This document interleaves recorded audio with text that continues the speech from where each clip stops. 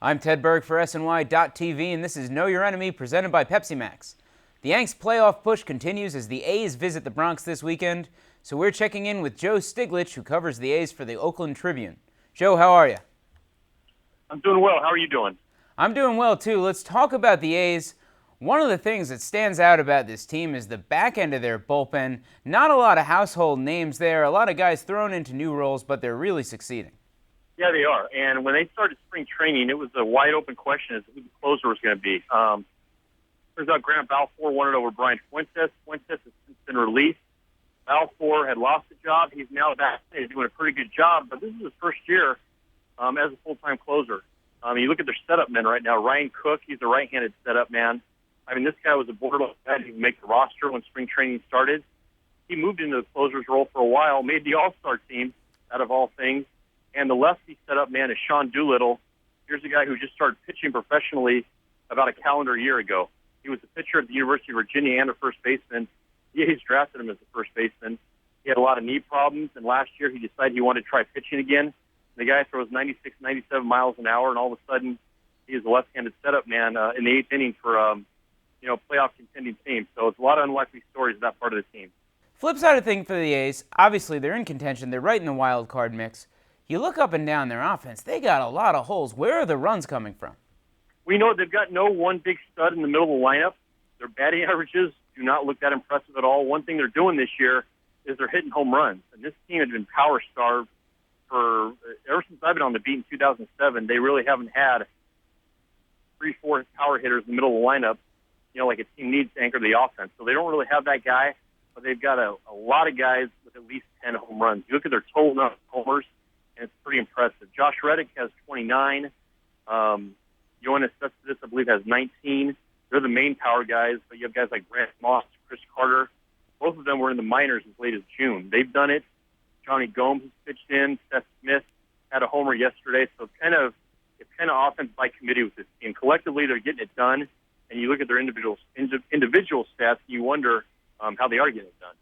And, of course, the big story for the A's, their starting pitching has just been so good all year. One of the guys going tonight, the guy going tonight, has been very solid and been great lately. How good has Jared Parker been? He's been really good for them, and he's another guy. He did not make the team out of spring training. He struggled a little bit, in the Cactus League, went down to the minors. He came up, I believe, at the end of April, and since then he's been a really solid guy in that rotation. They got him in the Trevor Cahill trade from Arizona. He was definitely the main piece they got back out of 3 prospects they got. So they think he's got, number one pitcher type potential. And he's shown it so far this year. You look at his starts, I think going in tonight, the A's have to be encouraged. He pitched really well at Fenway Park earlier this season. He pitched well against the Yankees in Oakland back in July. So he's shown that he can kind of step up in big environments. We'll see how he does tonight. Now, Travis Blackley, tomorrow's starter, is going to be back into the rotation after about a month in the bullpen. What do you expect out of him? Travis is a funny guy. He's an Australian guy, and it's funny. You talk to him on game day, you can't tell if he's pitching or if he's not pitching, because most guys on days they start, they kind of get in the zone. They don't want to be bothered. And Travis will chat with anybody, reporter, doesn't matter who, even on the day he's pitching. So he's just a real low-key personality. And he kind of takes that out to the mound. It's served him well because they've thrust him into some tough spots. The spot starter, just here and there, wherever they needed somebody, they plugged him in, and he's done really well. And I think one reason they put him in Saturday's spot, they switched him with another rookie, Dan Straley, is they think Travis will probably handle it better just mentally, I think. And finally, A.J. Griffin, who's Sunday's starter, has been so good this year, but he got roughed up his last time out. Is there any concern that, for a young pitcher getting up there in innings, he might be tiring out?